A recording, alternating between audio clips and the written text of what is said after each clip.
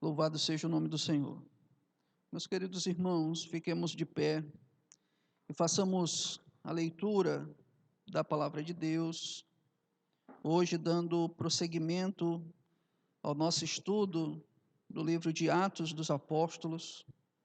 Hoje nós veremos o capítulo de número 5, versos 12 ao 42. E nós estudaremos sobre o tema o testemunho da igreja. Atos, capítulo 5, verso 12 ao 42. Todos acharam? Digam amém.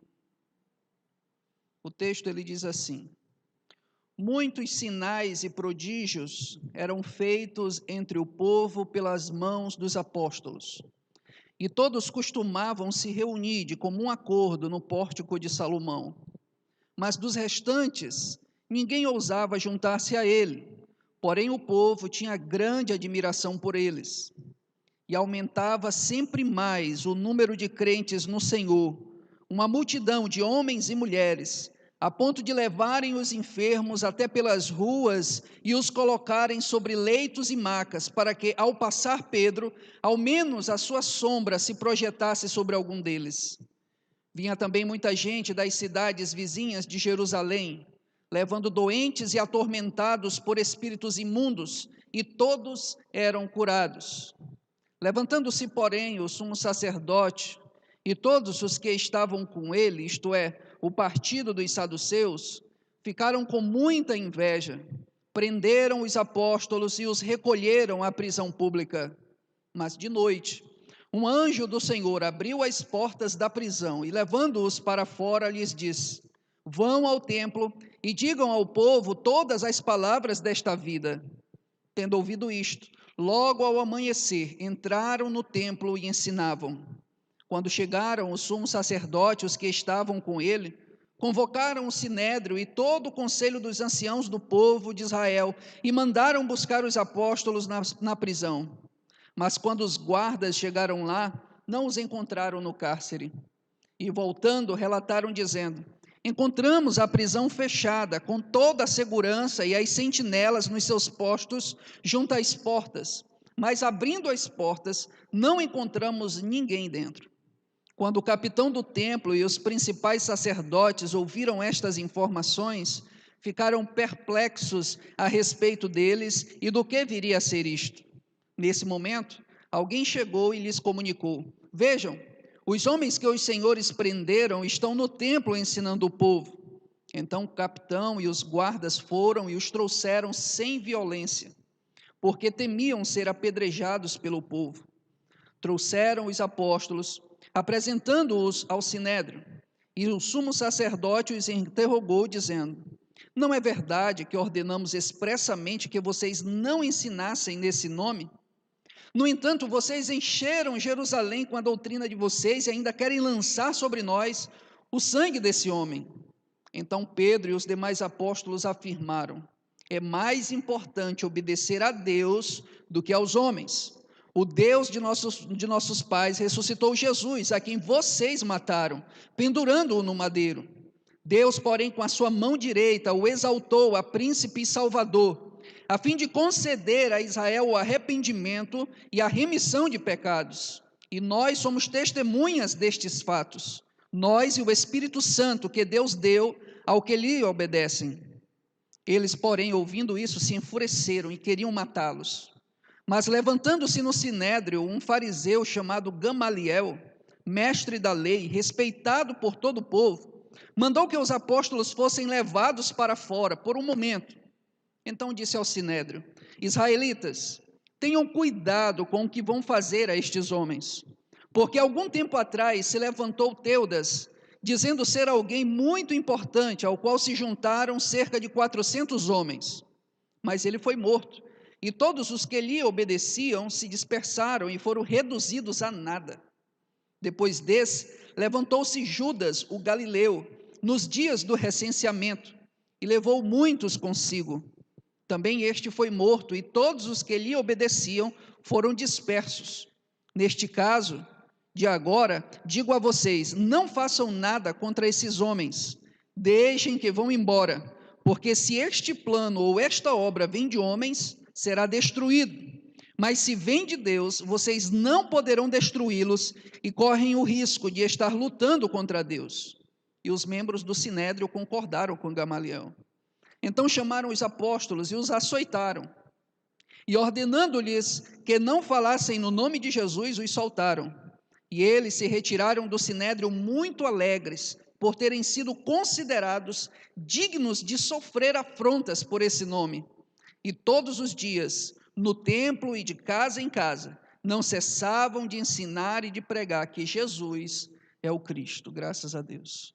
Curve sua cabeça e oremos ao Senhor. Pai, nós te louvamos, ó Deus, e te engrandecemos pela tua graça e misericórdia. Te agradecemos por este momento em que estamos na tua casa, desfrutando da tua presença. E te agradecemos também porque lemos a tua palavra esta, ó Deus eterno, que nos traz vida. E nós queremos te pedir, ó Deus, que neste momento o Senhor possa abrir o nosso entendimento e o nosso coração para recebermos esta palavra. Porque a verdade, ó Deus eterno, que nós não temos capacidade própria para entendê-la, e muito menos para aplicá-la em nossa vida, mas é o Senhor que nos abre totalmente o entendimento e aplica esta palavra em nós, levando-nos a uma transformação de vida e assim a conformação ao caráter de Cristo Jesus. Meu Deus, faz a tua obra em nossas vidas. É só isso que nós te pedimos, em nome de Jesus. Amém e amém.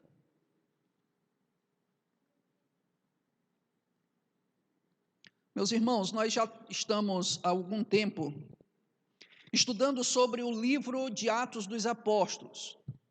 E nós temos falado aqui que existe um tema central que este livro trata, que é o tema da expansão do reino de Deus. Eu já falei algumas vezes que toda a Bíblia Sagrada possui como tema o reino de Deus.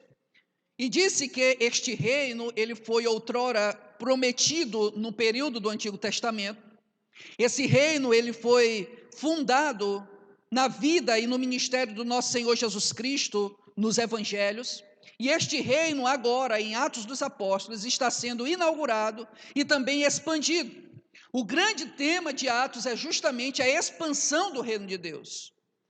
Após Jesus ter ressuscitado, Jesus pediu aos discípulos que eles ficassem em Jerusalém, até que do alto eles recebessem a promessa do Pai, ou seja, o batismo com o Espírito Santo.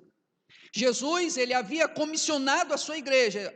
Jesus havia dito: ide por todo mundo e pregai o evangelho a toda criatura. Mas, no entanto, para que a igreja desempenhasse essa função, para que a igreja fosse pelo mundo afora testemunhar acerca da morte e da ressurreição de Jesus, era necessário primeiro que eles recebessem poder do alto, recebessem o batismo com o Espírito Santo, ou o próprio Espírito Santo em suas vidas, a fim de que eles pudessem de fato cumprir com o propósito estabelecido pelo próprio Cristo. No capítulo de número 2, nós temos visto que esse Espírito, ele é derramado sobre a igreja.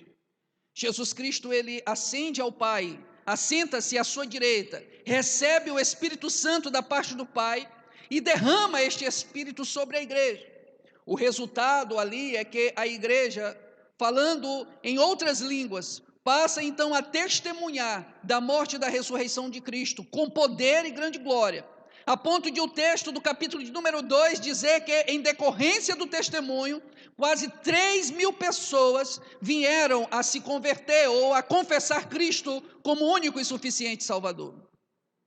A igreja, então, a partir do momento em que recebe o Espírito Santo, passa a testemunhar, e Atos vai mostrar que esse testemunho, ele então passa a avançar dia após dia. Muitos textos aqui mostram que muitas pessoas eram adicionadas no corpo da igreja. O Senhor, ele mesmo salvava e adicionava esse povo no seio da igreja. E nós observamos que esse testemunho, ele vai ganhando corpo. Não somente por episódio do Pentecoste, quando esses quase 3.000 confessam a Cristo, mas também no episódio do capítulo de número 3 e 4, quando Pedro e João encontram-se com um coxo assentado à porta formosa, e eles ali, pelo poder do Espírito Santo, curam aquele homem, e por ocasião daquela cura, Deus abre a porta e Pedro, mais uma vez, testemunha acerca de Cristo Jesus. O resultado desta nova mensagem, desta nova pregação, é que mais quase 2.000 pessoas aceitam a Cristo também como único e suficiente Salvador. O capítulo 4 finaliza dizendo que quase 5.000 almas já haviam confessado ao Senhor Jesus. Mas é interessante observar que há não somente um sucesso na empreitada da igreja, há não somente um sucesso no testemunho da igreja. Lucas também vai mostrar que, pouco a pouco, a perseguição começa a tomar corpo também na vida da igreja. No capítulo de número 4, verso 1 a 31, Lucas já tinha mencionado o primeiro episódio de perseguição, quando Pedro e João, eles foram presos pelo sumo sacerdote e também pelos saduceus. E agora, no texto que nós estamos aqui, Lucas ele vai mostrar o segundo episódio em que a igreja ela é perseguida. Lucas ele tem uma característica no livro de Atos em que ele alterna uma situação mostrando a vida da igreja, o sucesso da igreja no avanço do evangelho, no avanço do testemunho, e também a perseguição que é levantada, né, pelos opositores deste evangelho. Então Lucas ele tende a costurar o seu livro com relatos de sucesso e relatos de perseguição, e é justamente isso que ele vai mostrar aqui. Do verso de número 12 até o verso de número 16, Lucas ele mostra o sucesso do testemunho da igreja. Ele vai mostrar como muitas pessoas estavam sendo adicionadas ao seio da igreja por causa dos milagres e também dos sinais e maravilhas que os apóstolos realizavam. Mas não somente isso, nos versos seguintes, do verso 17 até o verso número 42, Lucas também vai mostrar que muitos dos judeus perseguiam esta igreja. E é justamente sobre esse texto que nós iremos tratar aqui nesta noite. Esse texto, irmãos, ele pode ser dividido em 5 partes. Você que está aí em casa também pode acompanhar juntamente conosco. Preste atenção, nós estamos tratando sobre o testemunho da igreja. Este é o tema desta unidade literária, que vai do versículo 12 até o versículo de número 42. São 33 versículos aqui. E toda esta unidade literária é dividida em 5 partes principais. A primeira parte, verso 12 ao 16, nós temos aqui o evangelho é confirmado. Versos 12 a 16, o evangelho é confirmado.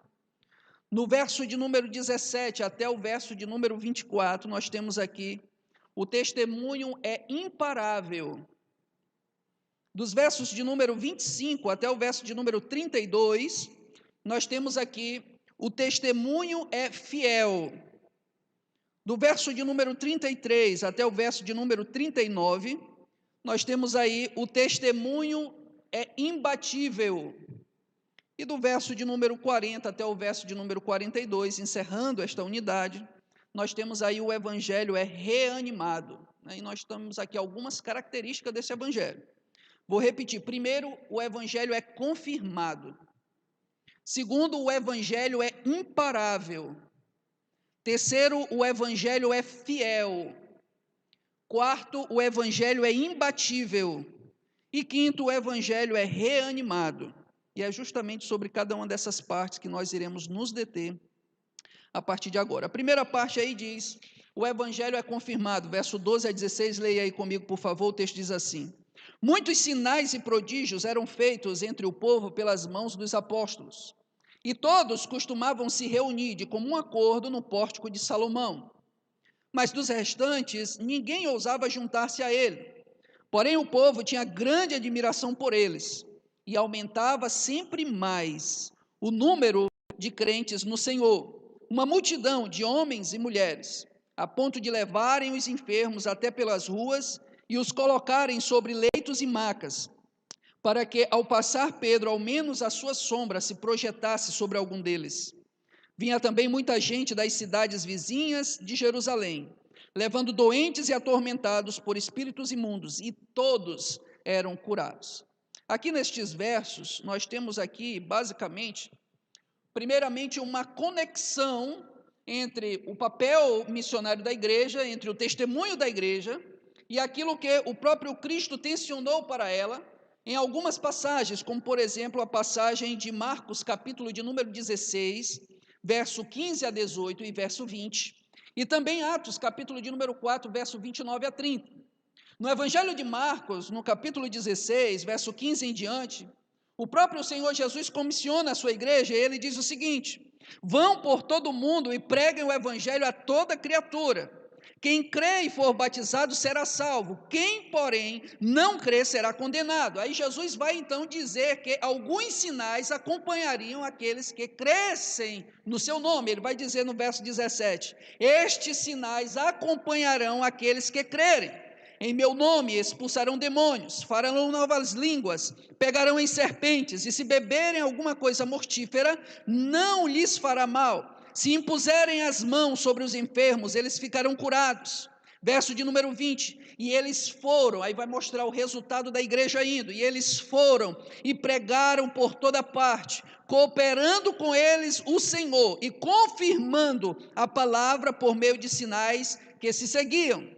No verso de número 29 e 30 do capítulo de número 4 de Atos dos Apóstolos, nós vimos na semana retrasada que eles fizeram uma oração.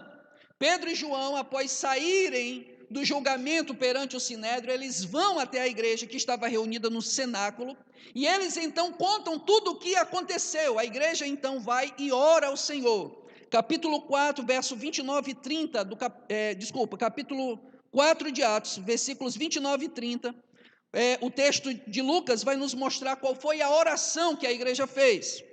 O texto diz assim: agora, Senhor, olha para as ameaças deles e concede aos teus servos que anunciem a tua palavra com toda ousadia, enquanto estendes a tua mão para fazer curas, sinais e prodígios por meio do nome do teu santo servo, Jesus. Nesse texto aqui de Atos 4, 29 e 30, os discípulos eles pedem basicamente duas coisas ao Senhor. Em primeiro lugar, os discípulos pedem para que o Senhor conceda a eles que anunciem a palavra com toda ousadia. No final do capítulo 4 ainda, verso de número 33, Lucas vai dizer que os próprios apóstolos pregavam com poder o testemunho. Então esse pedido já foi concedido logo adiante. Você observa que a oração está presente nos versos 29 e 30, e o relato de Lucas dizendo que a igreja pregava com poder o testemunho está no verso 33, alguns versos depois.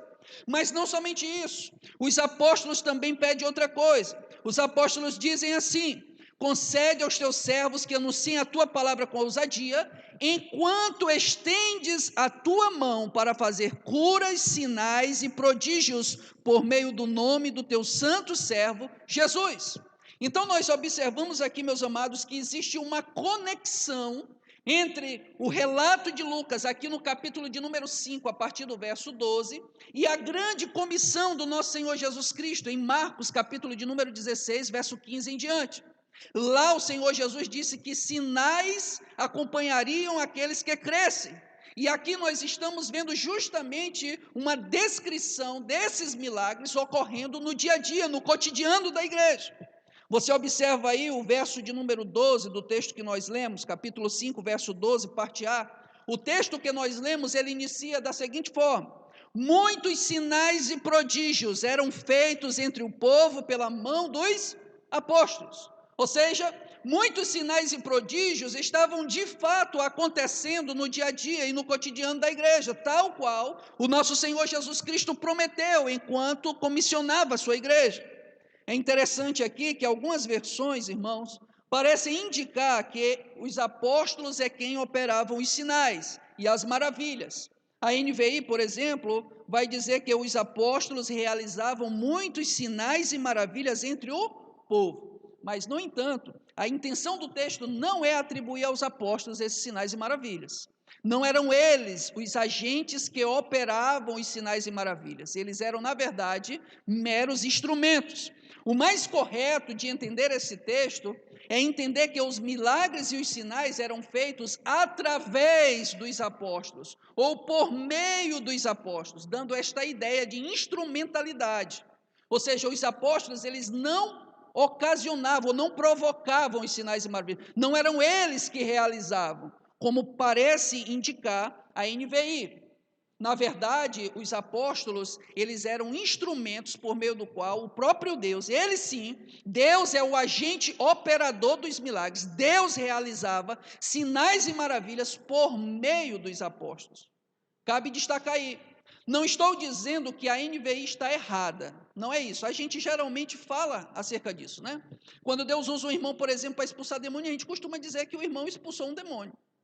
Mas a gente sabe que não é meramente aquele irmão, é Deus operando por meio da vida do irmão. Agora há pouco mesmo, quando eu estava discorrendo sobre a introdução, eu mesmo falei que muitos sinais e maravilhas eram realizados pelos apóstolos.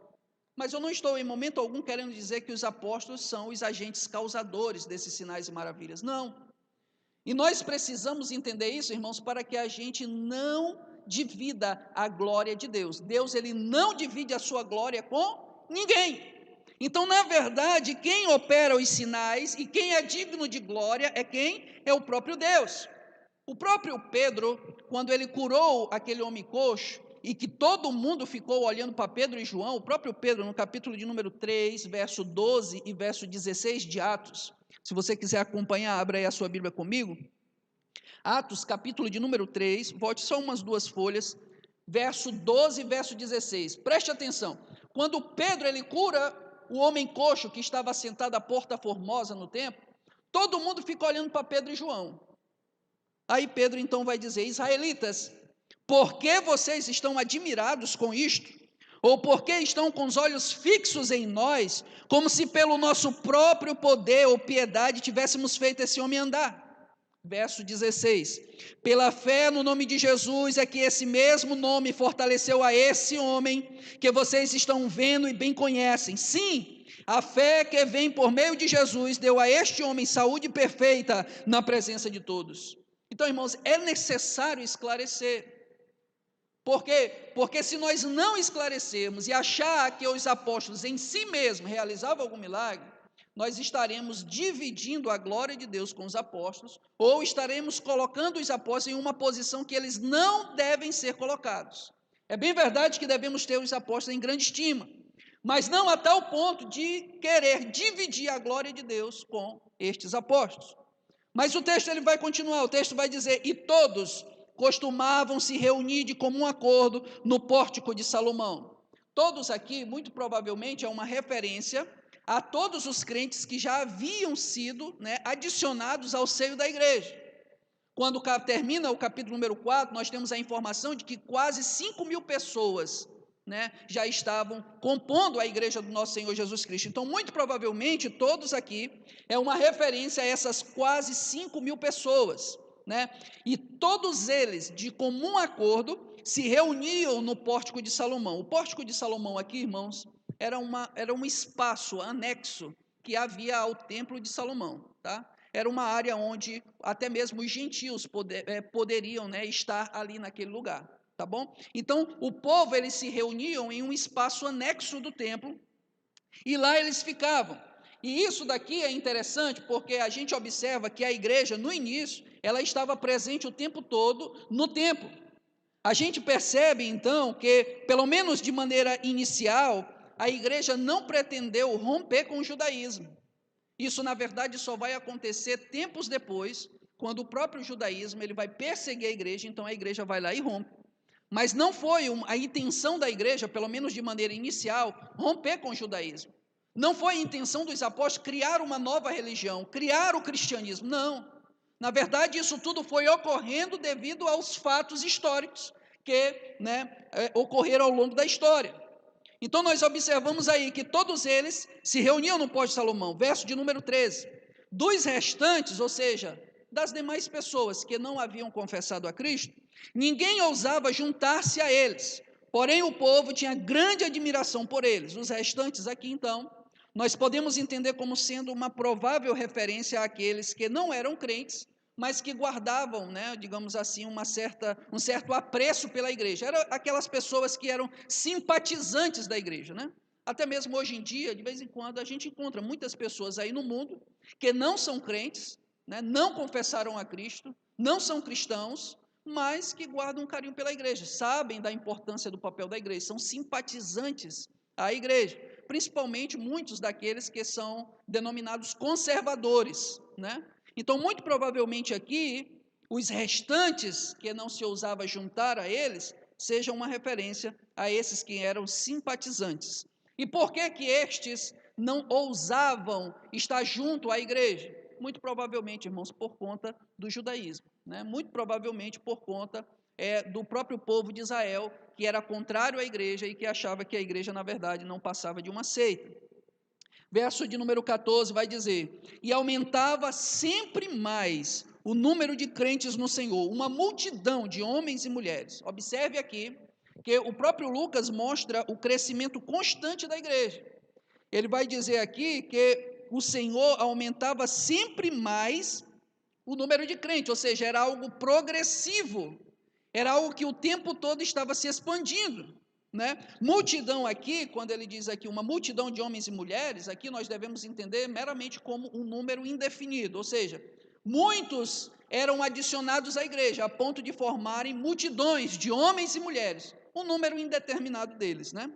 O verso de número 15 e 16 vai finalizar essa primeira parte, dizendo que os sinais e maravilhas eram em quantidade tão inacreditável, ou seja, os apóstolos realizavam tantos milagres, tantos sinais e maravilhas, verso de número 15, a ponto de levarem os enfermos até pelas ruas e os colocarem sobre leitos e macas, para que ao passar Pedro, ao menos a sua sombra se projetasse sobre algum deles, né? E eles não se restringiu a Jerusalém, tá, irmãos? O sucesso da igreja não era meramente em Jerusalém. O verso de número 16 vai encerrar dizendo: vinha também muita gente das cidades vizinhas de Jerusalém, levando doentes e atormentados por espíritos imundos, e todos eram curados. Imagine essa cena, né, irmãos?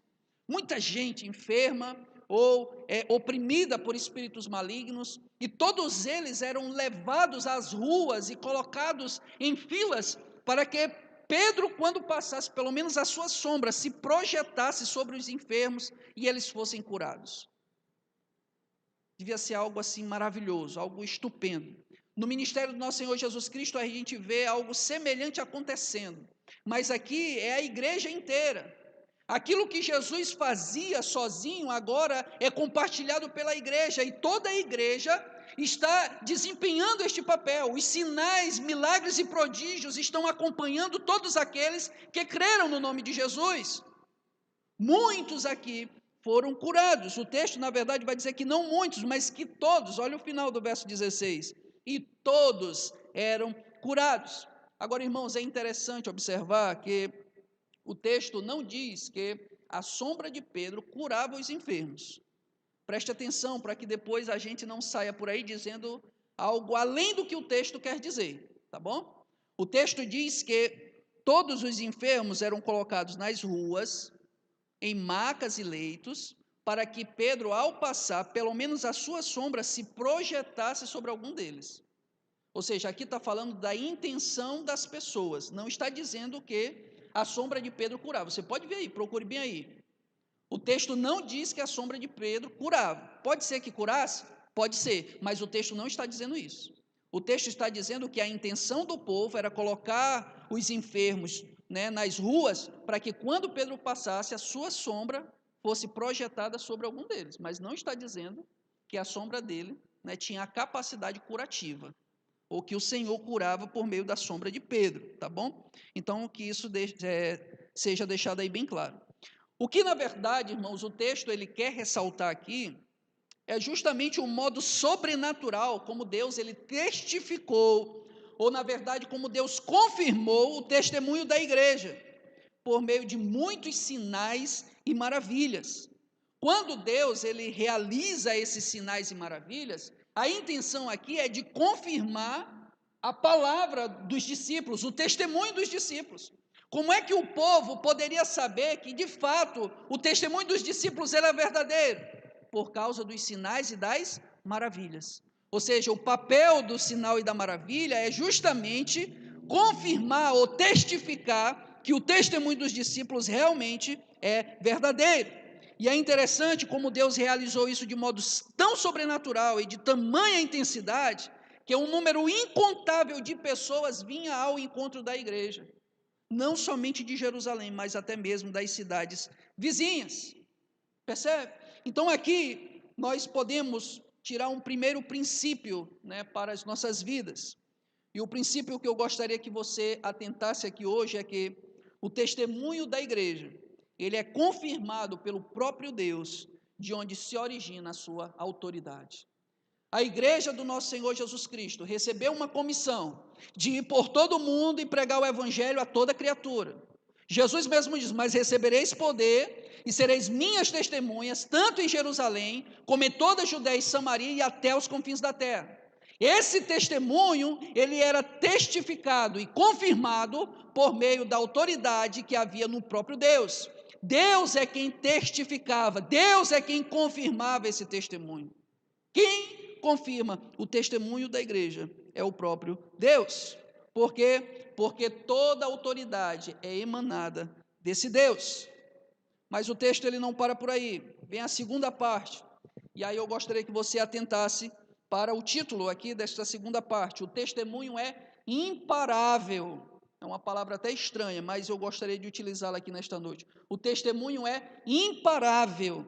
Verso de número 17 até o verso de número 24. Leia aí comigo, por favor. O texto aí vai dizer o seguinte: levantando-se, porém, o sumo sacerdote e todos os que estavam com ele, isto é, o partido dos saduceus, ficaram com muita inveja. Prenderam os apóstolos e os recolheram à prisão pública. Mas de noite, um anjo do Senhor abriu as portas da prisão e, levando-os para fora, lhes disse: vão ao templo e digam ao povo todas as palavras desta vida. Tendo ouvido isto, logo ao amanhecer, entraram no templo e ensinavam. Quando chegaram o sumo sacerdote e os que estavam com ele, convocaram o sinédrio e todo o conselho dos anciãos do povo de Israel e mandaram buscar os apóstolos na prisão. Mas quando os guardas chegaram lá, não os encontraram no cárcere. E voltando, relataram dizendo: encontramos a prisão fechada, com toda a sua segurança, e as sentinelas nos seus postos junto às portas. Mas abrindo as portas, não encontramos ninguém dentro. Quando o capitão do templo e os principais sacerdotes ouviram estas informações, ficaram perplexos a respeito deles e do que viria a ser isto. Observe aí que o verso 17, prosseguindo então, né, com a unidade literária, ele vai dizer: levantando-se, porém, o sumo sacerdote e todos os que estavam com ele, isto é, o partido dos saduceus. Veja bem, todo o sucesso do testemunho da igreja acaba levantando oposição por parte de muitos judeus. O evangelho, ele avança, mas diante desse avanço, muitos opositores se levantam. E aqui nós temos aqui a figura do sumo sacerdote e dos que estavam com ele. Lucas esclarece quem estava com o sumo sacerdote. Quem estava com o sumo sacerdote? O partido dos saduceus. Observe que os saduceus foram também os mesmos responsáveis pela primeira prisão de Pedro e João, no capítulo de número 4. Eles, mais uma vez, se levantam contra a igreja do Senhor e, juntamente com o sumo sacerdote, tomados de inveja, prendem os apóstolos e os recolhem à prisão pública. Por que que os saduceus ficaram com inveja? Por que que os saduceus, na verdade, ficaram com ciúmes aqui? Muito provavelmente, irmãos, gira em torno aqui de um conceito teológico. Como nós sabemos, os saduceus eram uma seita judaica que não acreditava no sobrenatural. Eles não acreditavam na questão dos anjos e, principalmente, não acreditavam na ressurreição dos mortos.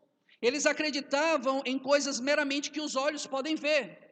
Então, toda discussão levantada pela igreja em relação ao partido dos saduceus girava basicamente em torno da morte e da ressurreição de Jesus. A mensagem principal da igreja era justamente essa, que Jesus havia ressuscitado dentre os mortos, havia sido levantado aos céus e lá estava assentado à destra de Deus. Então, se você observar, nós temos aqui a razão pelo qual o partido dos saduceus, eles então, tomados de inveja, prendem os apóstolos e os colocam em uma prisão pública. A prisão pública aqui era, na verdade, uma prisão temporária, né? Muitos daqueles que eram levados a julgamento, obviamente, esperavam o julgamento nesta prisão pública. Enquanto ainda não tinham um juízo definido, né, eles então ficavam na cadeia pública. E os apóstolos estavam nesta cadeia pública, nesta prisão pública, juntamente, obviamente, com toda sorte de bandidos e delinquentes. O verso de número 19 vai mostrar aí que a intenção dos saduceus não teve sucesso. Veja bem, eu acabei de dizer que os saduceus, eles não acreditavam no sobrenatural, principalmente na questão dos anjos, da existência dos anjos, e também na ressurreição dos mortos. Agora observe como Deus vai agir de maneira a contradizer os próprios saduceus. Já que eles não acreditam em anjos, Deus vai usar um anjo, né? Verso de número 19, de noite, um anjo do Senhor abriu as portas da prisão e, levando-os para fora, lhes disse: vão ao templo e digam ao povo todas as palavras desta vida. Observe aí que a palavra vida, no final deste verso, está com V maiúsculo. Isso significa dizer que esta vida a que o texto se refere é a vida eterna. Então, vão ao templo e preguem ao povo, ensinem ao povo as palavras de vida eterna, ou seja, a palavra de Deus, né? E nós também observamos aí a continuação, que após receberem essa ordem dos anjos, verso de número 21, parte A, vai dizer: tendo ouvido isto, logo ao amanhecer, entraram no templo e o quê? E ensinavam.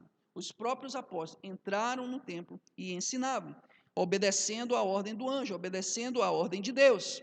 Mais tarde, o texto vai dizer o seguinte, que o sumo sacerdote, juntamente com os saduceus, convocam o sinédrio. Irmão, sinédrio aqui é como se fosse o Supremo Tribunal Federal lá de Judá, né? Ou seja, o órgão máximo, né, político e religioso da nação de Israel, né? Então, eles convocam esse sinédrio, né, e mandam buscar os apóstolos. O verso de número 21, parte B, vai mostrar que eles então percebem que os apóstolos não estão lá na prisão. Verso de número 21, parte B, quando chegaram o sumo sacerdote, os que estavam com ele, convocaram o sinédrio e todo o conselho dos anciões do povo de Israel e mandaram buscar os apóstolos na prisão. Verso de número 22, mas quando os guardas chegaram lá, não os encontraram no cárcere e, voltando, relataram dizendo: encontramos a prisão fechada com toda a segurança e as sentinelas nos seus postos junto às portas. Mas abrindo as portas, não encontramos ninguém dentro. Quando o capitão do templo e os principais sacerdotes ouviram estas informações, ficaram perplexos a respeito deles e do que viria a ser isto. Perceba aqui que o motivo da confusão é reforçada pelo fato de que a prisão estava totalmente fechada e as sentinelas estavam a postos, ou seja, a ocasião era totalmente ininteligível, eles não entenderam nada do que tinha acontecido. Perceba que Lucas faz questão de dizer: olha, nós chegamos lá, a prisão de fato estava totalmente fechada, trancada, e outra, não somente estava trancada, como os próprios guardas estavam à porta, estavam lá, apostos lá nos seus devidos lugares. Mas, no entanto, quando nós entramos lá, né, os discípulos não estavam. Aqui parece uma cena de Missão Impossível, né? Aquele negócio, né? E justamente pelo fato de não entenderem como os discípulos saíram de lá, é que o texto vai finalizar aí no verso de número 24, dizendo que os principais sacerdotes, juntamente com o sinédrio, eles ficaram perplexos, ou seja, eles tentaram pensar em uma forma de como os discípulos pudessem ter saído e não encontraram. Eles ficaram totalmente sem entender aquela situação. E o que é que nós aprendemos aqui com essa segunda parte? Nós aprendemos, irmãos, que o testemunho da igreja ele é imparável, porque foi determinado pelo próprio Deus. Perceba que o próprio Senhor determinou que o evangelho ele tem obrigatoriamente que se expandir a ponto de alcançar as nações. Observe, Mateus capítulo de número 24, verso 14, lá vai dizer: e o evangelho será pregado em todo o mundo, em testemunho a todas as nações, e então virá o fim. Isso não é uma promessa, irmãos. Isso é um fato. Jesus está dizendo o que vai acontecer. Jesus não está prometendo que o evangelho vai se expandir, não. Jesus está constatando um fato: olha, o evangelho vai alcançar todas as nações. A mesma coisa em Atos capítulo de número 1, verso 8, quando Jesus diz: mas recebereis poder ao descer sobre vós o Espírito Santo, e sereis minhas testemunhas, tanto em Jerusalém como em toda a Judéia e Samaria, até os confins da terra, Jesus não está prometendo algo, Jesus está constatando. A promessa Jesus já tinha feito antes, quando Jesus disse, olha, ficar em Jerusalém, até que do alto sejais revestido de poder, até que do alto vocês recebam a promessa do Pai, essa é a promessa. Mas agora Jesus vai constatar algo, olha, quando vocês receberem esta promessa, vocês vão receber poder ao descer sobre vós o Espírito Santo, e vocês vão ser minhas testemunhas. Jerusalém, Judéia e Samaria, até os confins da terra. Jesus, mais uma vez, está constatando algo. Irmãos, a igreja, ela é imparável. Ou seja, não há quem possa parar ou deter a igreja. Se o Senhor está na frente desta obra, o testemunho da igreja, ele é imparável. E mesmo que aqueles homens prendessem os apóstolos, isso não faria com que o testemunho fosse parado. O próprio apóstolo Paulo, escrevendo, por exemplo, aos Filipenses, ele vai dizer que o fato de ele estar na cadeia não é razão para que o evangelho seja parado ou refreado. Muito pelo contrário, Paulo vai dizer que mesmo ele estando preso, o evangelho ele continua avançando, e ele vai dizer, olha, aqui eu estou preso, mas toda a guarda romana tem ouvido o evangelho, irmãos, mesmo quando a igreja está presa, mesmo quando nós, que somos aqueles que testemunhamos, estamos presos, mas o evangelho não está preso. Por quê? Porque o evangelho de Deus, o testemunho, a mensagem do evangelho é totalmente imparável. É totalmente imparável. Na terceira parte aí do nosso texto, nós temos aí o testemunho é fiel, verso de número 25 até o verso de número 32, leia aí comigo. Nesse momento, alguém chegou e lhes comunicou, vejam, os homens que vocês prenderam estão no templo ensinando o povo. Então o capitão e os guardas foram e os trouxeram sem violência, porque temiam ser apedrejados pelo povo. Trouxeram os apóstolos, apresentando-os ao sinédrio, e o sumo sacerdote os interrogou, dizendo, não é verdade que ordenamos expressamente que vocês não ensinassem nesse nome? No entanto, vocês encheram Jerusalém com a doutrina de vocês e ainda querem lançar sobre nós o sangue desse homem. Então Pedro e os demais apóstolos afirmaram, é mais importante obedecer a Deus do que aos homens. O Deus de nossos pais ressuscitou Jesus, a quem vocês mataram, pendurando-o no madeiro. Deus, porém, com a sua mão direita, o exaltou a príncipe e salvador, a fim de conceder a Israel o arrependimento e a remissão dos pecados. E nós somos testemunhas destes fatos, nós e o Espírito Santo que Deus deu aos seus que lhe obedecem.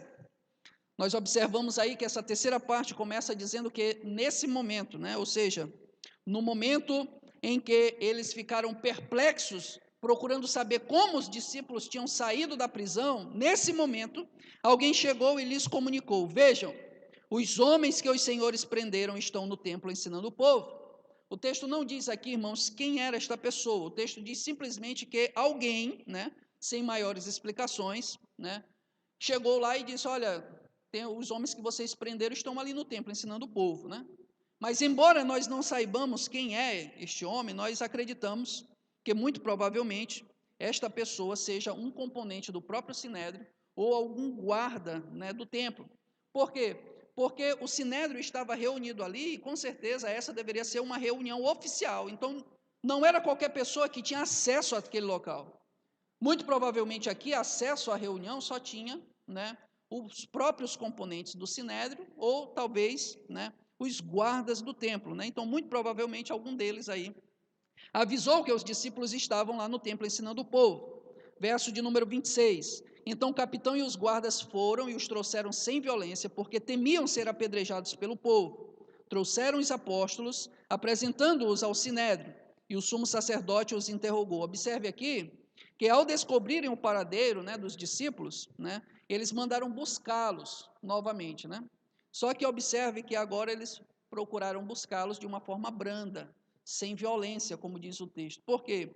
Porque eles tinham a simpatia do povo. Você observa que não somente aí o texto diz que eles tinham a simpatia do povo, como o texto também vai dizer lá no verso de número 13, que nós já lemos, você pode ler aí o verso 13, que ele vai dizer, mas dos restantes ninguém ousava juntar-se a eles, porém o povo tinha grande admiração por por eles. Então, os apóstolos estavam no templo ensinando o povo, tendo a admiração desse povo, né? Então, os membros do Sinédrio, quando foram buscar os apóstolos, não podiam pegá-los de qualquer forma, né? Não podia ser com truculência, porque, como diz o próprio texto, eles tinham medo, né, de que fossem apedrejados pelo povo. Mas o certo é que eles levam, então, ao sumo sacerdote, e o sumo sacerdote faz um interrogatório, verso de número 28. Não é verdade que ordenamos expressamente que vocês não ensinassem nesse nome? Ele está se referindo aí à ocasião do capítulo de número 4, na primeira vez em que Pedro e João foram levados, né, diante do Sinédrio. Não é verdade que ordenamos expressamente que vocês não ensinassem nesse nome? No entanto, né, vocês encheram Jerusalém com toda a doutrina de vocês e ainda querem lançar sobre nós o sangue desse homem. Observe aqui que, de certa forma, os próprios oponentes do evangelho mostram o sucesso desse evangelho. Perceba que eles dizem que os apóstolos encheram Jerusalém com a doutrina deles. Isso mostra que o evangelho, de fato, tinha se expandido por toda aquela cidade, por toda aquela região, né? A situação aqui, ou seja, a acusação do Sinédrio girava em torno de 2 pontos principais, tá, irmãos? Em primeiro lugar, no ensino no nome de Jesus, né? Os discípulos ensinavam em nome de Jesus, e isso para eles era uma blasfêmia, era uma heresia. E além disso também, os apóstolos estavam acusando o Sinédrio de assassinato. Veja bem, os apóstolos estão acusando o Sinédrio, ou seja, o sumo sacerdote, os anciãos e os principais de Jerusalém. As mesmas pessoas que prenderam e mataram o nosso Senhor Jesus Cristo. Os apóstolos aqui não estão na frente de qualquer pessoa. Os apóstolos estão justamente na frente dos algozes do nosso Senhor. Muito provavelmente em uma atitude intimidadora. E aí o texto vai dizer como reagiram então os apóstolos. Reagiram com medo? Voltaram atrás? Pararam de falar no nome de Jesus? Cessaram a confusão? Não. Olha o verso de número 29. Então Pedro e os demais apóstolos afirmaram: é mais importante obedecer a Deus do que aos homens. Ou seja, os apóstolos, Pedro está dizendo, vocês não estão com Deus. Então, diante deste fato, é melhor nós obedecermos a Deus do que aos homens. E não somente isso, ele vai dizer: o Deus de nossos pais ressuscitou Jesus, ou seja, Pedro confirma, Jesus ressuscitou de fato. Vocês querem que a gente diga que Jesus não ressuscitou só para atender aos caprichos dos saduceus? Não, Jesus de fato ressuscitou. E não somente isso, irmãos. Olha aí o que é que vai dizer. O Deus de nossos pais ressuscitou Jesus, a quem vocês mataram. Ou seja, Pedro confirma que aqueles homens não tinham nada com Deus. Pedro confirma que Jesus de fato ressuscitou, contrariando eles. E Pedro joga na cara deles que de fato o sangue do nosso Senhor Jesus Cristo estava sobre o ombro deles. Perceba que Pedro, ele não retroage nem 1 milímetro. Pedro não dá um passo para trás, nenhum sequer, mas ele fica na posição que o Senhor o chamou, e ele assume o risco. E o texto vai continuar dizendo: a quem vocês mataram, pendurando no madeiro. Deus, porém, com a sua mão direita, o exaltou a príncipe e salvador, a fim de conceder a Israel o arrependimento e a remissão dos pecados. E nós somos testemunhas destes fatos, nós e o Espírito Santo que Deus deu aos que lhe obedecem. Ou seja, Pedro ainda finaliza dizendo que eles são testemunhas, ou seja, eles não podem, em outras palavras, sendo testemunhas, eles não podem negar aquilo que eles viram. Eles precisam ser fiéis ao testemunho, e é justamente isso que o texto está nos ensinando. Terceiro princípio desta noite: o testemunho da igreja deve ser fiel àquele que a chamou, estando acima de qualquer interesse pessoal. Veja bem, Pedro está diante daqueles homens, Pedro poderia ser morto. Pedro poderia aqui apelar aos seus próprios interesses, fazendo o que eles queriam, mas Pedro não coloca os seus interesses em cima do Evangelho de Deus. Percebe? Pedro segura firme, Pedro é fiel e Pedro de fato fala aquilo que deve ser falado. De fato, é verdade. Jesus ressuscitou e vocês foram quem o mataram. Percebe? Então nós observamos aqui, irmãos, que o papel da igreja é testemunhar fielmente o Evangelho de Deus. E é muito triste quando nos dias de hoje nós observamos que o evangelho de Deus tem sido diluído. O evangelho de Deus tem sido pregado em uma forma muito rasa, muito superficial, muitas vezes até mesmo herética. Nós precisamos, irmãos, testemunhar e testemunhar de maneira fiel àquele que nos chamou. Os nossos interesses não podem sobrepor aos interesses do evangelho de forma alguma. Nós participamos de um reino e nesse reino o nosso papel enquanto servos é de justamente fazer a vontade do nosso Senhor, do nosso Rei, que é Jesus Cristo. A quarta parte desse texto, versos de número 33 a 39. O testemunho da igreja é imbatível. O texto aí vai dizer o seguinte, verso de número 33 a 39. Eles, porém, ouvindo isso, se enfureceram e queriam matá-los. Mas levantando-se no sinédrio, um fariseu chamado Gamaliel, mestre da lei, respeitado por todo o povo, mandou que os apóstolos fossem levados para fora por um momento. Então ele disse ao sinédrio: israelitas, tenham cuidado com o que vocês vão fazer a estes homens. Porque algum tempo atrás se levantou Teudas, dizendo ser alguém muito importante, ao qual se juntaram cerca de 400 homens. Mas ele foi morto, e todos os que lhe obedeciam se dispersaram e foram reduzidos a nada. Depois desse, levantou-se Judas, o galileu, nos dias do recenseamento, e levou muitos consigo. Também este foi morto, e todos os que lhe obedeciam foram dispersos. Nesse caso de agora, digo a vocês, não façam nada contra esses homens. Deixem que vão embora, porque se este plano ou esta obra vem de Deus, será destruído. Mas se vem de Deus, porque se este plano ou esta obra vem de homens, será destruído. Mas se vem de Deus, vocês poderão estar lutando contra o próprio Deus. E os membros do sinédrio concordaram com Gamaliel.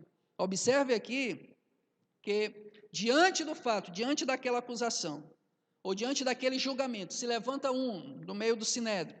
Este homem é, no caso, Gamaliel, mestre do apóstolo Paulo. Paulo depois ele vai falar que foi discípulo, de Gamaliel. E Gamaliel, sendo um homem muito sábio, então, pediu para que os apóstolos fossem retirados.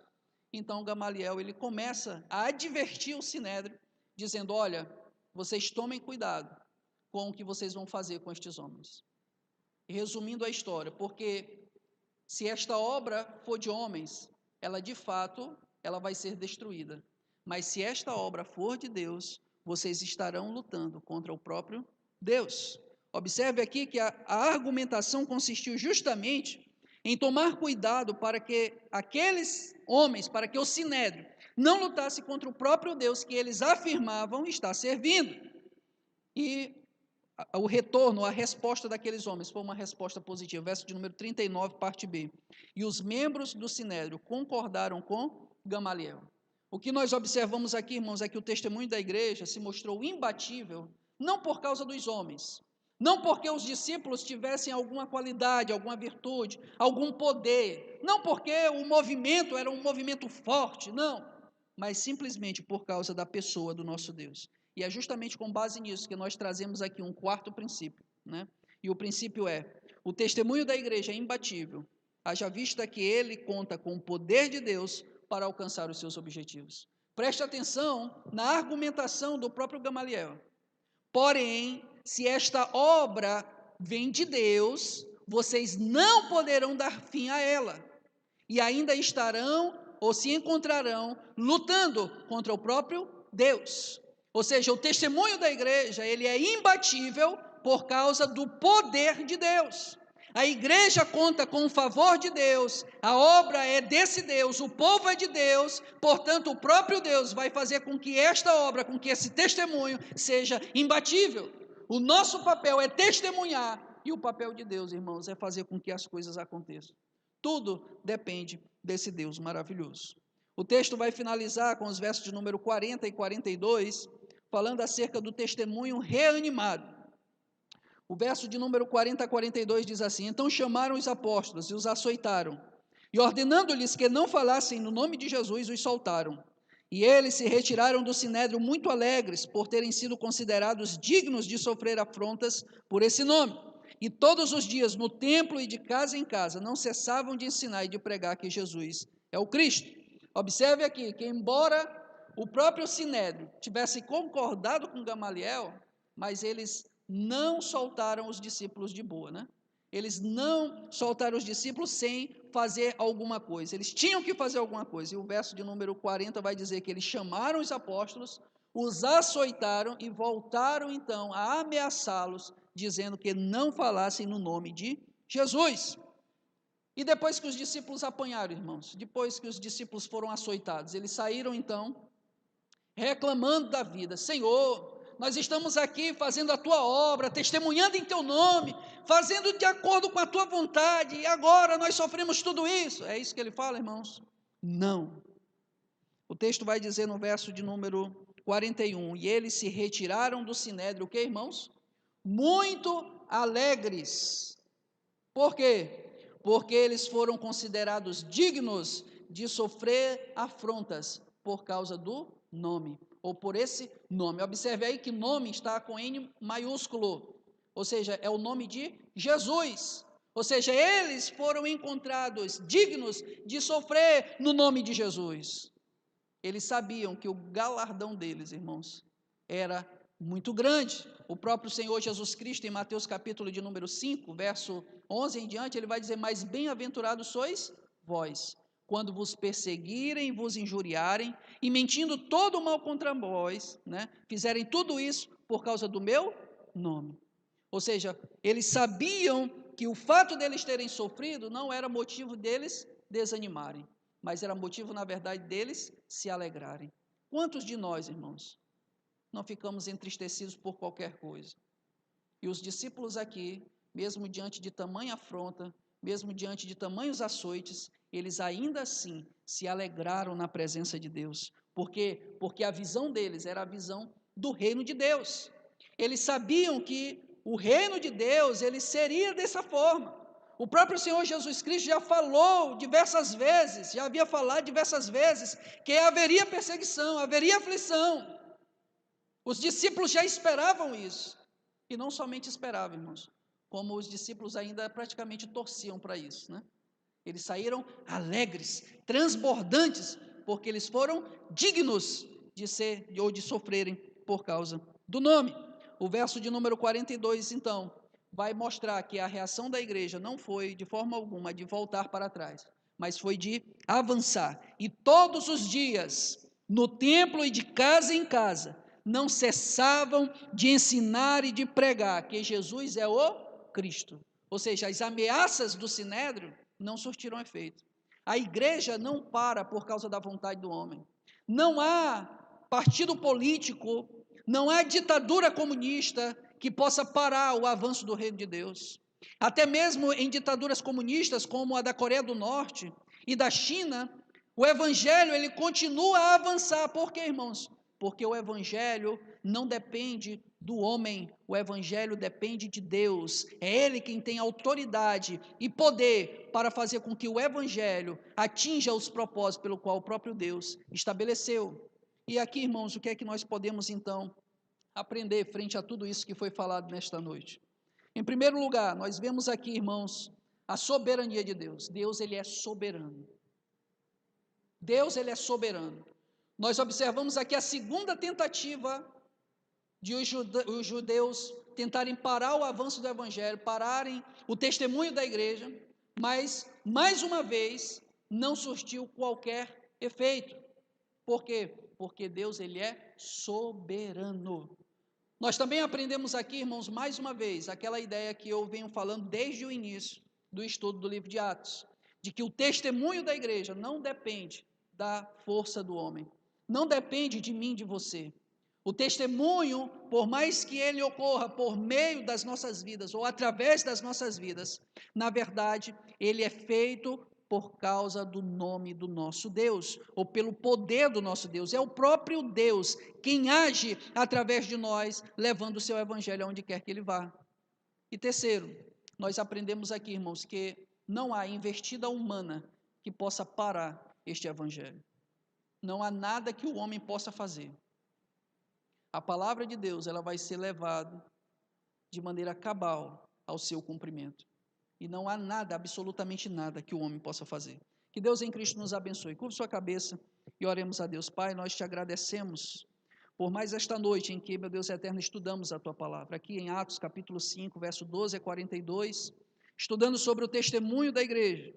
E aqui nós aprendemos, ó Deus eterno, que o testemunho da igreja, ele é confirmado, ele é imparável, ele é fiel, ele é imbatível e ele é reanimado. Meu Deus, nos ajuda a esta igreja, ó Deus eterno, a igreja do século 21, em especial a igreja do quarto conjunto, nos ajuda a, meu Deus eterno, mantermos esta posição que a igreja primitiva manteve, de pregar o teu evangelho, de testemunhar em teu nome, colocando, ó Deus eterno, a causa do teu reino, acima de qualquer causa, acima de qualquer interesse.